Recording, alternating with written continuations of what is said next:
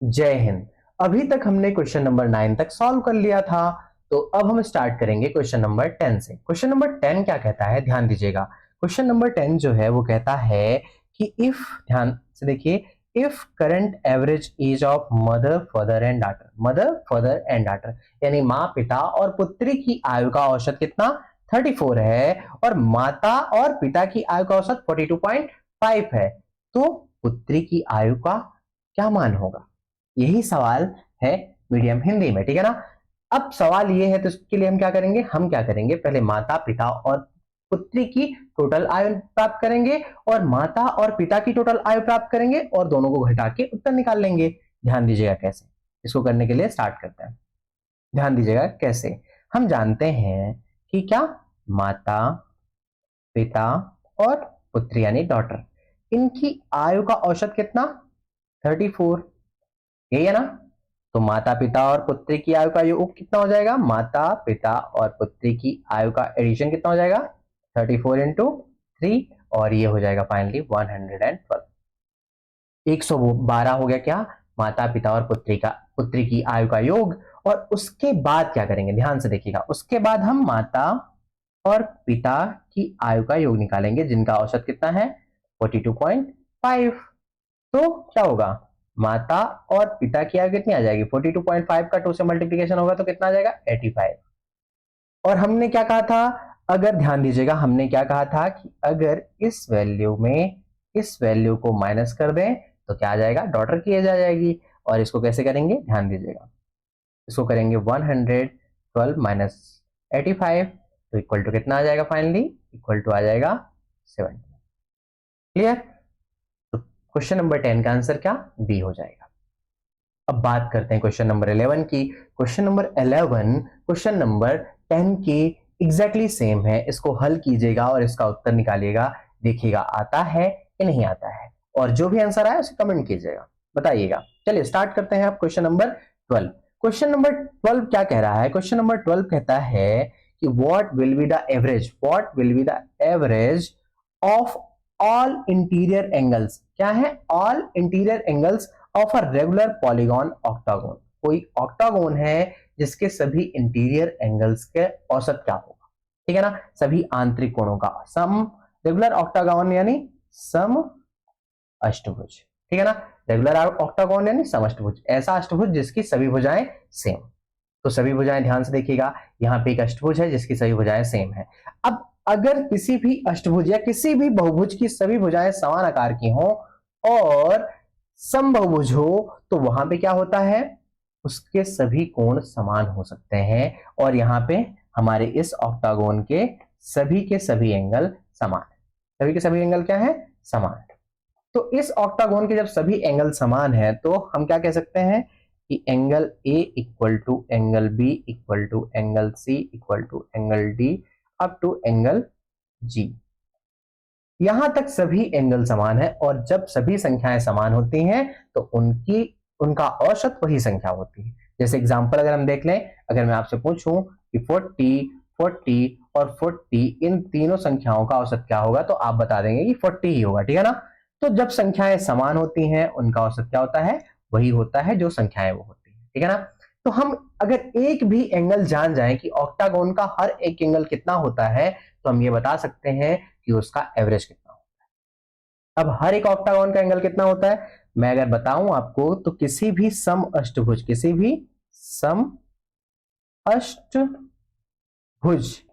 का आंतरिक कोण हमेशा 135 डिग्री होता है। और एक कोण अगर 135 डिग्री तो औसत कितना, तो एवरेज कितना, वो भी 135 डिग्री ही होगा।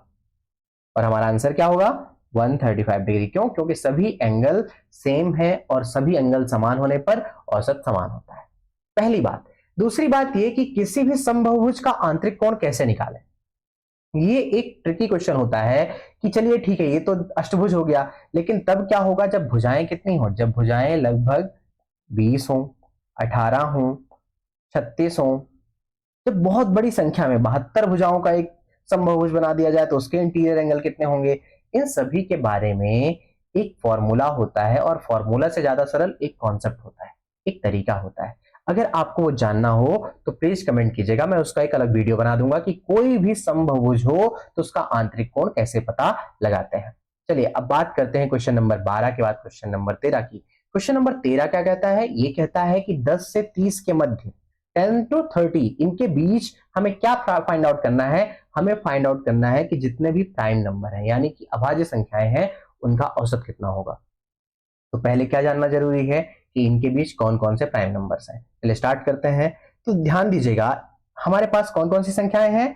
11, 13, 17, 18। ध्यान दीजिएगा हमारे पास कौन कौन सी संख्याएं हैं? 11, 13, 17, 18, 19, 23 और 29। ये सभी की सभी संख्याएं 10 to 30 के बीच प्राइम नंबर्स।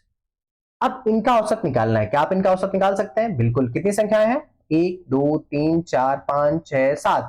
सभी को जोड़ के अगर आप 7 से डिवाइड कर देंगे तो आपको फाइनली औसत मिल जाएगा। और आपका औसत कितना आएगा? मेरे ख्याल से आपका आंसर यहाँ पे बी होगा, 18.66। तो इसको हल कीजिएगा, देखिएगा बनता है नहीं बनता है तो बताइएगा, ठीक है ना। क्वेश्चन नंबर 13 ऐसे हो गया। अब क्वेश्चन नंबर 14 की बात करें तो क्वेश्चन सेम है। आपको बस पता करना है कि 30 और 50 के मध्य कौन कौन सी अभाज्य संख्याएं हैं। तो कैसे फाइंड आउट करेंगे? आप उन अभाज्य संख्याओं को लिखेंगे, उनको जोड़ के जितनी संख्याएं होंगी उससे डिवाइड कर देंगे। अब बात करते हैं क्वेश्चन नंबर 15 की।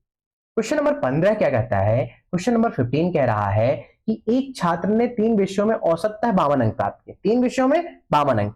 अगर हम बात करें 3 विषय कौन कौन से मान लेते हैं कि ए, बी और सी, इनमें औसत कितना है उनका? 52 अंक। इनमें 52 नंबर्स उनके एवरेज हैं और फोर्थ सब्जेक्ट में वो 60 नंबर फाइंड आउट करता है, मतलब पा जाता है। तो उसका नया औसत क्या होगा? कैसे निकालेंगे? ध्यान दीजिएगा हम जानते हैं कि a plus B plus C equal to कितना हो जाएगा? 52 इंटू 3 हो जाएगा, यानी कि कितना? अगर हम बात करें तो 156। इतने नंबर तो वो ए, बी और सी में मिला के पा गया। और डी में कितना पाया? डी में उसने यानी चौथी सब्जेक्ट में कितना पाया? 60 नंबर पाया। तो टोटल कितना हो गया? A plus B plus C plus D equal to total हमारे पास कितना हो गया? टोटल नंबर हो गया हमारे पास कितने? 156 प्लस 60 यानी कि 216।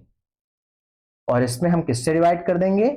ओवरऑल जो कि हमारे पास 4 सब्जेक्ट है उससे डिवाइड करेंगे तो फाइनली वैल्यू 2 5 10 और 2 4 16 यानी कि 54 आंसर आ जाएगा। ऑप्शन नंबर ए सही हो जाएगा। एक तरीका तो ये है सॉल्व करने का। दूसरा तरीका क्या है? ध्यान से देखिएगा दूसरा तरीका कैसे है। ये सरल है लेकिन एक ट्रिक है। अगर हम क्या करें, ए, बी और सी इनका औसत 52 है ना, हम सबका नंबर बना देते हैं कि सब ने 52 अंक प्राप्त किए, इसने भी 52 अंक प्राप्त किए, इसने भी 52 अंक प्राप्त किए, इसने भी 52 अंक प्राप्त किए। और चौथा व्यक्ति जो है वो क्या है? डी है। डी ने कितने प्राप्त किए? डी की बात करें, सॉरी चौथी सब्जेक्ट क्या है? डी है। और डी में कितने प्राप्त किए? 60 प्राप्त किए। अब हमें औसत बनाना है तो 52 से अधिक 60 कितना है? 8 अंक। तो सबको 2-2 अंक इससे निकाल के, 60 से निकाल के सबको 2-2 अंक दे दीजिए। 60 से निकाल के सबको 2 अंक, इसको भी 2 अंक दे दीजिए, इसको भी 2 अंक दे दीजिए, इसको भी 2 अंक दे दीजिए और इसको खुद को भी 2 अंक दे दीजिए। तो 60 से टोटल कितना निकल गया? 8 निकल गया। तो 60 कितना बचा? 60 भी क्या हो गया? 52 हो गया। तो ये इक्वल टू 54 हो गया, ये इक्वल टू 54 हो गया, ये इक्वल टू 54 हो गया और यहां भी ए में भी इक्वल टू 54 हो गया। तो हमारी फाइनली औसत क्या आ गया? 54 नंबर आ गया। ध्यान दीजिएगा दूसरा एक ट्रिक है। पहला मेथड एक सामान्य तरीके से फॉर्मूला बेस्ड है। अगर आपसे नहीं बनती ट्रिक तो ट्रिक पे फोकस करने की जरूरत नहीं, क्योंकि वहां हमारे पास पेपर में टाइम है। हम पेपर कौन सा दे रहे हैं? पटवारी का और एसआई का। तो पेपर में मैथ को सॉल्व करने में टाइम है और बेहतर है कि आप फॉर्मूला बेस्ड अगर प्रैक्टिस अच्छी कर लेंगे तो वही क्वेश्चन सॉल्व करिए, वहां से क्वेश्चन तेजी से सॉल्व होगा। अब क्वेश्चन नंबर 15 के बाद बात करते हैं क्वेश्चन नंबर 16। सेम टाइप का क्वेश्चन है, इसको स्वयं हल कीजिएगा और बताइएगा कितना आता है। 16 के बाद क्वेश्चन नंबर 17 है कि 4 संख्याओं का औसत 7 है। ध्यान दीजिएगा 4 संख्याओं का औसत कितना? 7 है। 4 नंबर्स का एवरेज कितना है? 7 है। 4 नंबर्स का एवरेज 7 और पर नंबर में हम कितना मल्टीप्लाई कर रहे हैं? 12 का मल्टीप्लाई कर रहे हैं। तो न्यू एवरेज क्या होगा हमें ये फाइंड आउट करना है। कैसे निकालेंगे? ध्यान दीजिएगा हम मान लेते हैं 4 संख्याएं जिनका औसत 7 है। तो चारों संख्या ले लो। एक संख्या ए, बी, सी और डी, ये सभी कितनी है? ये सभी हैं, इनका औसत 7 है तो सबको ले लो 7 7 7 7। अब मल्टीप्लाई किससे करना है? इनमें इन सब में किससे मल्टीप्लाई करना है? 12 से मल्टीप्लाई करना है तो 12 से मल्टीप्लाई कर दो, multiplied by 12, multiplied by 12, multiplied by 12। तो फाइनली वैल्यू कितनी आ जाएगी? फाइनली वैल्यू अगर हम बात करते हैं, फाइनली वैल्यू हमारे पास आ जाएगी, ध्यान दीजिएगा, फाइनली वैल्यू हमारे पास आ जाएगी 84, 84, 84 और 84। और चूंकि अब सारे नंबर 84 हो चुके हैं तो एवरेज क्या होगा? एवरेज भी हमारा कितना हो जाएगा? अगर हम एवरेज की बात करें तो एवरेज भी हमारा हो जाएगा इक्वल टू 84 और हमारा आंसर क्या हो जाएगा? 84। अब ध्यान दीजिएगा, अगर कोई भी संख्याएं दी हुई हो, उनका कुछ एवरेज हो और हर संख्या में किसी एक नंबर से मल्टीप्लाई करें, जैसे कि 4 संख्याएं हैं जिनका एवरेज कितना है? 7 है और इसमें हम कितना मल्टीप्लाई कर रहे हैं? 12 से। तो एवरेज, नई संख्याओं का एवरेज क्या होगा? आप केवल केवल क्या करेंगे? जो पुराना एवरेज था उसमें आप जिसका मल्टीप्लीकेशन सभी संख्याओं में कर रहे हैं उसका एवरेज में मल्टीप्लीकेशन कर देंगे और उसका एवरेज में मल्टीप्लीकेशन कर देंगे तो फाइनली औसत कितना आ जाएगा? हमारा औसत जहां पहले 7 था, 7 में 12 का मल्टीप्लीकेशन होके 84 हो जाएगा। इस तरीके से इसको सॉल्व कर लेंगे। तो क्वेश्चन नंबर 17 हो गया। क्वेश्चन नंबर 17 के बाद क्वेश्चन नंबर 18 की बात करते हैं। 24 संख्याओं का औसत 17 है, यदि प्रत्येक संख्या में 5 से गुणा कर दिया जाए तो नया औसत क्या होगा? अब वही चीज है कि 24 नंबर्स का एवरेज कितना? 17 और हर नंबर में हम कितना मल्टीप्लाई कर रहे हैं? 5 का। तो फाइनली एवरेज में कितना मल्टीप्लाई एवरेज में कितना मल्टीप्लाई होगा? 5 का। तो 17 मल्टीप्लाइड बाय 5 तो 17 अपना 85 यानी 85। ये आपकी वैल्यू आ जाएगी। किसकी? आपकी वैल्यू आ जाएगी कहां? मल्टीप्लीकेशन की, बाद एवरेज की, ठीक है ना। अब बात करते हैं क्वेश्चन नंबर 18 के बाद क्वेश्चन नंबर 19 ये क्वेश्चन क्या कह रहा है कि 7 के प्रथम 5 गुणजों का औसत क्या होगा? यानी कि 7 के फर्स्ट 5 मल्टीपल का, 7 के फर्स्ट 5 मल्टीपल का। तो क्या आप जानते हैं कि फर्स्ट 5 मल्टीपल क्या होंगे 7 के? ध्यान दीजिएगा, फर्स्ट 5 मल्टीपल होंगे 7, 14, 21, 28, 35। 7, 7 दूनी 14, 7 3 21, 7 चौक 28, 7 पना 35 या 7 1 जा 7, 7 2 जा 14, 7 3 जा 21, 7 4 जा 28, 7 5 जा 35। तो ये फर्स्ट 5 मल्टीपल ऑफ क्या है? 7 है। और इन सबको ऐड करके, इन्हीं सबको ऐड करके आपको डिवाइड करना है। किससे डिवाइड करना है? जितनी संख्याएं हैं यानी 5 से। या इनका एडिशन कितना आता है? इनका एडिशन आता है 105 और इसको डिवाइड करते हैं आप 5 से। तो 5 2 जा 10, 5 1 जा 5, फाइनली 21 आता है। और आपका एवरेज क्या हो जाता है? 21 या बीचों बीच वाली संख्या, जो कि यहां पे हमारे पास ऑप्शन में दिया हुआ है, क्या? ऑप्शन नंबर बी दिया। तो 21 इसका आंसर होगा। ध्यान दीजिएगा, एक और बात यहां सीखने को मिलेगी कि अगर सभी संख्याओं का अंतराल समान हो, ध्यान दीजिएगा, अगर सभी संख्याओं का अंतराल समान हो, जैसे 7 और 14 के बीच में कितना अंतराल है? 7 का, यहां पे भी 7 का, यहां पे भी 7 का, यहां पे भी 7 का। अब अगर सभी संख्याओं का अंतराल समान हो तो हमेशा आंसर कौन सा होता है? बीच वाली संख्या। हमेशा आंसर कौन सी संख्या होती है? बीच वाली संख्या। दो कंडीशन जरूरी है, अंतराल समान होना चाहिए और संख्याएं विषम नंबर ऑफ होनी चाहिए। जैसे कि यहाँ पे हमारे पास कितनी संख्याएं? 5 है। अगर 6 होती तो ऐसा नहीं होता। जब 6 होंगी तब भी बताऊंगा क्या होगा, लेकिन यहाँ पे हमारे पास टोटल 5 नंबर्स है और इनके बीच जो डिफरेंसेस है वो इक्वल है, 7 7 7 7 7। तो हमारे पास क्या होगा? बीचों बीच की संख्या इनका औसत होगी। इसके बाद बात करते हैं क्वेश्चन नंबर 20। 13 के फर्स्ट 7 गुणजों का, 13 के फर्स्ट 7 यानी 13 के फर्स्ट 7 मल्टीपल का क्या होगा? औसत क्या होगा? यही क्वेश्चन है ना। तो 13 के फर्स्ट 7 मल्टीपल कौन होंगे? 13 1 जा 13, 13 2 जा 26, 13 3 जा 39, 4 जा 52, 5 जा 65, 78, 6 जा 13 6 78, 13 7 91, 91, 13 7 जा 91। इतनी संख्याएं होंगी हमारी फर्स्ट कितने मल्टीपल? 7 मल्टीपल। और इनमें अगर मैं पूछूं तो बीचों बीच कौन सा नंबर है? तो बीचों बीच 13, 4 जा 52 और यही आपका आंसर होगा। तो आपका आंसर यहाँ पे क्या है? फाइनली आंसर नंबर बी 52 हो जाएगा, ठीक है ना। अब बात करते हैं क्वेश्चन नंबर 21 की कि 3 के अंतिम 4 गुणजों का औसत क्या होगा। अभी तो हम फर्स्ट मल्टीपल की बात कर रहे थे ना, हम लास्ट मल्टीपल की यहां बात कर रहे हैं और इनका एवरेज क्या होगा। और आपको एक बात जाननी चाहिए कि मल्टीपल की शुरुआत तो होती है लेकिन अंत नहीं होता है। मल्टीपल्स की शुरुआत तो होती है, जैसे 3 है, 3 2 जा 6, 9 12 15 18 बढ़ता जाएगा अप टू कहां तक? इनफाइनाइट तक चला जाएगा और कभी भी इसका अंत नहीं होगा। और इसका अंत नहीं होगा इसलिए आप लास्ट वाले मल्टीपल 3 के फाइंड आउट ही नहीं कर पाओगे, और 3 के लास्ट वाले अगर मल्टीपल ही नहीं फाइंड आउट कर पाओगे तो आप उनका एवरेज कैसे फाइंड आउट कर पाओगे। इसलिए फाइनली आपका आंसर क्या होगा? D can not be determined, ठीक है ना। अब बात करते हैं क्वेश्चन नंबर 22, 6 के प्रथम 8 गुणजों का औसत क्या होगा? तो 6 के प्रथम 8 गुणज कौन? 6 कम 6, 6 दूनी 12, 6 त्रिक 18, 6 चौको 24, 6 पंचे 30, 6 चाहम 36, 6 सत्ते 42, 6 सत्ते 42 और 6 8 48, या से 6 1 जा 6, 6 2 जा 12, 6 3 जा 18, 6 4 जा 24, 30, 36, 42 और 48।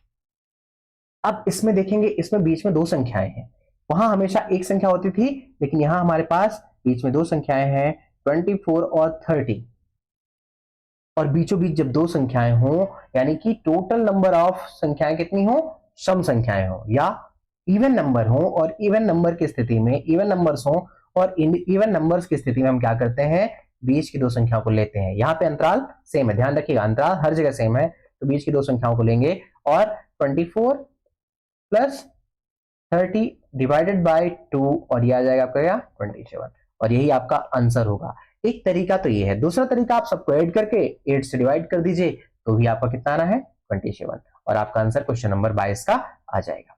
इसके बाद अगर हम बात करते हैं क्वेश्चन नंबर 23, इसको आपको स्वयं हल करना है, और 23 के बाद क्वेश्चन नंबर 24, यहां से स्टडी हम स्टार्ट करेंगे अपने नेक्स्ट वीडियो में। तब तक पढ़ते रहिए, मदमस्त रहिए। जय हिंद, धन्यवाद।